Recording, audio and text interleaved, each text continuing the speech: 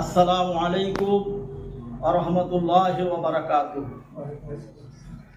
সুটাহাটা block থেকে আমরা 4টি সংগঠন এবং জামাতি ইসলামী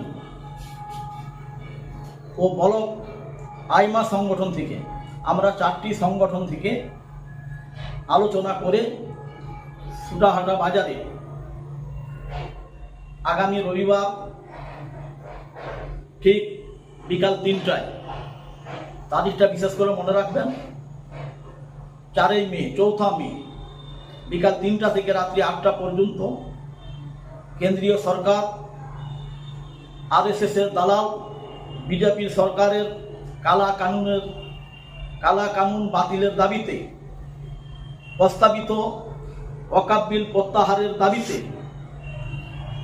কাশ্মীরে নিরীহ পর্যটকদের উপরে সন্ত্রাসী হামলার প্রতিবাদে সাম্প্রদায়িক সম্প্রীতি অটুট রাখতে আগামী 4 মে রবিবার বেলা 3টা থেকে বিকেল 3টা থেকে রাত্রি 8টা পর্যন্ত সুটাহাটা বাজারে অটো স্ট্যান্ডে একটি প্রতিবাদ জনসভার আয়োজন করা হয়েছে।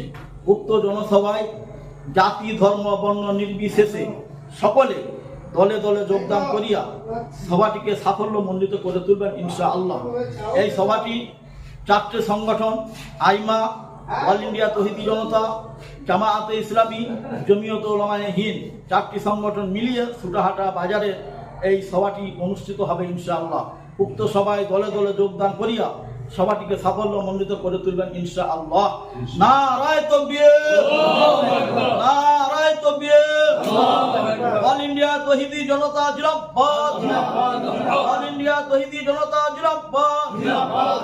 কেন্দ্রীয় সরকারের কালা কানুন মানছি না, মানবো না, কেন্দ্রীয় সরকারের কালা কানুন মানছি না, মানবো না।